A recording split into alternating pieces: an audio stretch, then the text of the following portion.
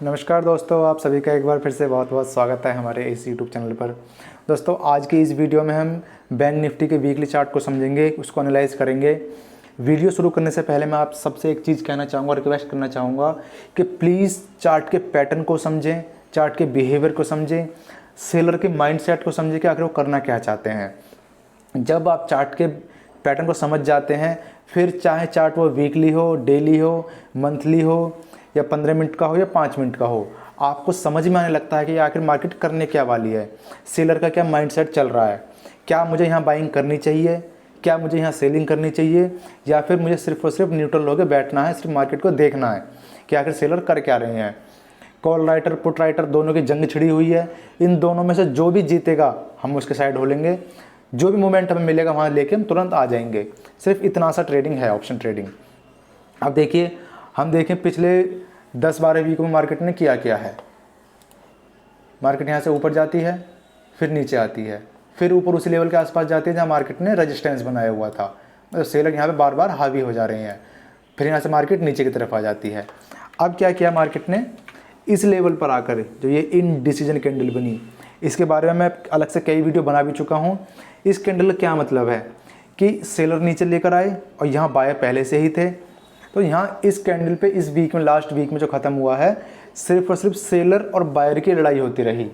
ना ही सेलर जीत पाए ना ही बायर जीत पाए। मार्केट ने जहाँ ओपन हुई थी वहीं क्लोज कर दिया इस वीक में। अब जब ये कैंडल बनती है तो इस कैंडल के बाद कोई ना कोई तो जीतेगा दोस्तों, या तो सेलर जीते या बायर जीते, या तो कॉल राइटर जीते या पुट राइटर जीते। हम बैठे हुए हैं कि जो भी या तो सेलर जीतेगा या पुट राइटर जीतेगा, हम उसके साथ हो लेंगे। मार्केट अगर ऊपर की तरफ जाएगी, मतलब नीचे वाले जो राइटर हैं वो हार गए, हम ऊपर वालों के साथ होने लगेंगे। मार्केट अगर नीचे आएगी तो हम नीचे वालों के साथ होने लगेंगे, मतलब ऊपर वाले हार गए। दूसरा, ऊपर वाले का भी जब एसएल कटने लगेगा तो वो भी अपनी पोजीशन कवर करने के लिए आ जाएंगे। यहाँ से फिर फास्ट मूवमेंट नीचे की तरफ होगी। तो इसीलिए कहता हूँ, जब भी इनडिसीजन कैंडल बने तो अपने आप को वेट करो, अपने आप को रोको, देखो कि अब सेलर और बायर की लड़ाई में कौन जीतने वाला है। चलिए मैं कुछ एग्जाम्पल समझाना चाहूँगा इसके पीछे के। हम 1 साल पहले चलते हैं।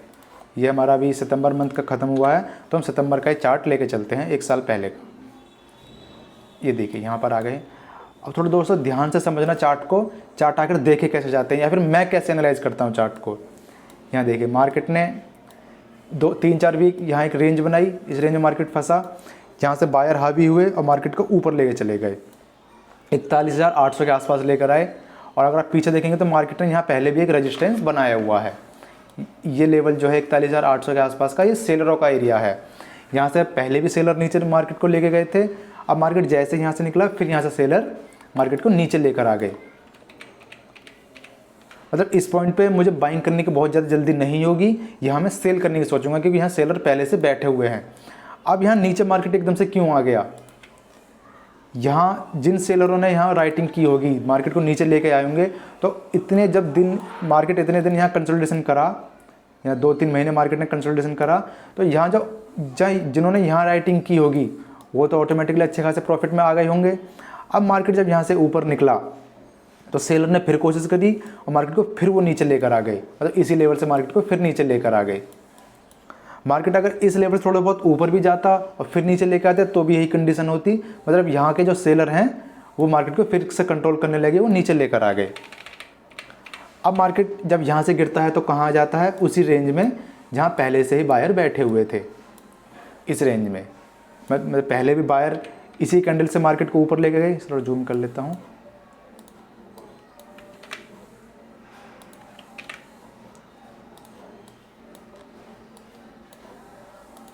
यहाँ से पहले बायर ऊपर लेके गए, फिर सेलर नीचे लेकर आ गए। यहाँ पे फिर से बायर एक्टिव हो गए और मार्केट को कंट्रोल करने लगे। धीरे धीरे मार्केट ऊपर की तरफ जाने लगा और फिर इसी रेजिस्टेंस के पास आके मार्केट 2 वीक रुक जाता है। मतलब यहाँ फिर से सेलर और बायर की लड़ाई होने लगी कि सेलर जीतेगा या बायर जीतेगा, और हम यहाँ बैठे हुए हैं अपना वेट करने के लिए कि जो जीतेगा हम उसके साथ हो लेंगे। हुआ क्या फिर दोस्तों, इसे इधर करता हूँ। यहाँ इनडिसीजन कैंडल फिर से बनी और यहाँ बायर जीत गए। पहले सेलर लेकर नीचे मार्केट को लेकर आए, यहाँ से फिर ले गए, अब फिर से बायर ऊपर लेके जाने लगे, तो यहाँ अब सेलर डरने लगे जो नीचे के मार्केट को लेके जा रहे थे। यहाँ से फिर मार्केट ऊपर की तरफ चला जाता है। फिर मार्केट कहाँ चला जाता है, 44,000 के आसपास। सेलर फिर उसे नीचे लेकर आ गए। फिर यहाँ मार्केट कंसोलिडेशन करने लगा धीरे धीरे। अब मार्केट कहाँ जाता है, उसी लेवल के आसपास जहाँ बायर पहले से ही बैठे हुए थे। ये देखिए यहाँ रेंज पहले बनी हुई थी और ये एरिया पूरा बायर का था। यहाँ से बायर ने फिर कंट्रोल किया मार्केट को, फिर ऊपर की तरफ लेके धीरे धीरे। ये सारी चीज़ हटा देता हूँ मैं, फिर आगे देखते हैं सिनेरियो में। धीरे धीरे करके मार्केट बायर कहाँ लेकर आ गए, इस रेंज के आसपास जहाँ से सेलर पहले नीचे लेकर गए थे। अब यहाँ फिर से सेलर और बायर की लड़ाई चलने लगी। यहाँ एक रेंज बन गई, देखें 1 2 3 4 5 6 7 8 वीक की एक रेंज बन गई। अब यहाँ फिर से हम बैठे हुए हैं, वेट कर रहे हैं कि सेलर जीतेगा या बायर जीतेगा। जो भी जीतेगा हम उसके साइड में हो लेंगे।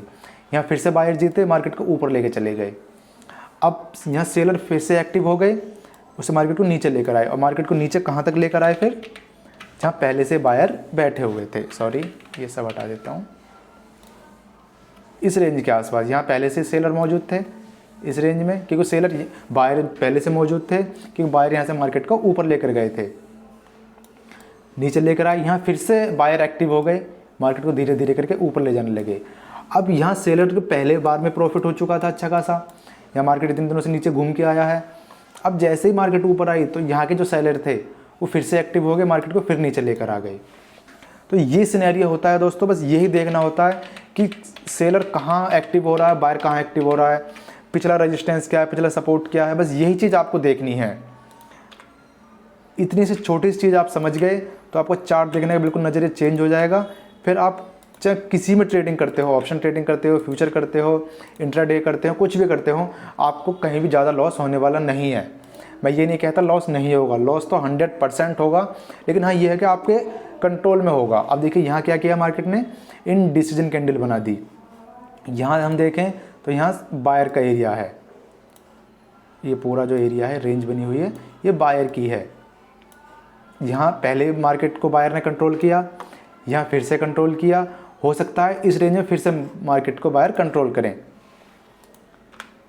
अब यहाँ इन डिसीजन कैंडल बन गई है। अब जैसे ही मार्केट यहाँ से निकलेगा, 200 के लेवल को ब्रेक करेगा, तो मार्केट कहाँ आ सकता है, 43,500 के लेवल के आसपास तक आ सकता है, क्योंकि यहाँ फिर से आपको बायर एक्टिव होते हुए दिखाई दे सकते हैं।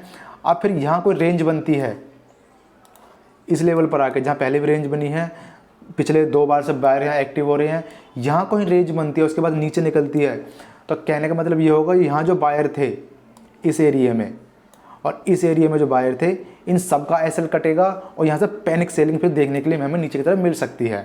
फिर मार्केट कहाँ आएगी, जहाँ पहले बायर एक्टिव हुए थे उस लेवल के आसपास, मतलब ये लेवल जो है हमारा, यहाँ पहले कंसोलिडेशन हुआ, यहाँ बायर की और सेलर की जंग छिड़ी, यहाँ से बायर फिर मार्केट को ऊपर ले गए, मतलब यहाँ बायर मजबूत हैं इस पॉइंट पे। फिर जब मार्केट यहाँ से नीचे निकलेगा तो इस लेवल पर आकर फिर मार्केट रुकेगा, कंसोलिडेशन करेगा और हो सकता है फिर यहाँ से ऊपर जाए कुछ टाइम, फिर नीचे आ जाए, या फिर यहाँ से मार्केट ऊपर की तरफ ही निकल जाए। बस तो यही चीज़ आपको समझनी है कि बायर कहाँ एक्टिव हो रहा है, सेलर कहाँ एक्टिव हो रहा है। ये आप चीज़ समझ जाएंगे तो आपके लिए अच्छा है, नहीं समझेंगे तो फिर जो होता आपके साथ आया है वही होता रहेगा। आई होप आप चार्ट का पैटर्न है थोड़ा सा समझे होंगे, इसे एनालाइज कीजिए, इसे समझिए कि आखिर कैंडल क्या बता रही है, पैटर्न क्या बता रहा है। देखिए यहाँ क्या हुआ, बायर ऊपर लेके गए, धीरे धीरे करके सेलर नीचे लेकर आए, फिर बायर धीरे धीरे डर डर के ऊपर लेके गए। अब सेलर पहले से यहाँ प्रॉफिट में बैठे हुए थे, मार्केट ऊपर आया, यहाँ सेलर ने अपनी क्वांटिटी बढ़ा दी, मार्केट नीचे आ गया एकदम से। और जो ये सेलर ऊपर लेके, बायर ऊपर लेके जा रहे थे मार्केट को, वो भी उनका भी एसएल कटा, फिर वो भी अपने पोजीशन को कवर करने के लिए आ गए और फिर वो नीचे आ गए। अब नेक्स्ट वीक में ट्यूसडे को मैं ये देखना है, ट्यूसडे हो, वेडनेसडे हो, थर्सडे हो, कि अब इस जो लड़ाई हुई है, यह इंडिविजुअल कैंडल बनी है, इसमें सेलर जीतता है, सॉरी पुट राइटर जीतता है या कॉल राइटर जीतता है। जो भी जीतेगा हम उसके साथ हो लेंगे, सिर्फ इतना सा ही करना है दोस्तों। अगर आपको वीडियो समझ में आई हो, 1% भी अगर आपको समझ में आई हो तो प्लीज़ लाइक करना, ताकि मैं इससे रिलेटेड और वीडियो बना सकूं, चार्ट को और अच्छी तरीके से समझा सकूं। दूसरा एक बात और बताना चाहूँगा, जब तक आप प्रैक्टिस नहीं करोगे, अपने पैटर्न्स पे ट्रेड नहीं लोगे, तब तक मैं कितनी ही अच्छी वीडियो बना लूँ, कितना ही अच्छा आपको समझाने की कोशिश कर लूँ, आपको कुछ समझ में नहीं आने वाला। ये जो मैंने वीडियो बनाई है, हो सकता है 10 में से सिर्फ 1 लोग को समझ में आए, हो सकता है कुछ लोग 1 या 2 बार इस वीडियो को देखें और इसकी डेप्थ को समझने की कोशिश करें। और बहुतों के साथ ये भी हो सकता है वो आएंगे 5-10 मिनट की स्किप कर करके वीडियो देखेंगे और वो निकल जाएंगे, उनके लिए वीडियो दोस्तों है ही नहीं। मैं उनसे कहूँगा, शुरू में रिक्वेस्ट करूँगा कि वो वीडियो इस चीज़ को देखें ही ना। लेकिन जो रियल में समझना चाहते हैं प्लीज़ इस वीडियो को 1 बार देखें, 2 बार देखें, जब तक आपको समझ में ना आए। हो सकता है मैंने समझाने में कुछ कमी कर दी हो, उसे जब आप 1 या 2 बार देखेंगे तो वो कमी आप खुद से पूरी कर लेंगे। बस दोस्तों यही आज की वीडियो में था। चलिए फिर मिलते हैं नेक्स्ट वीडियो में। धन्यवाद।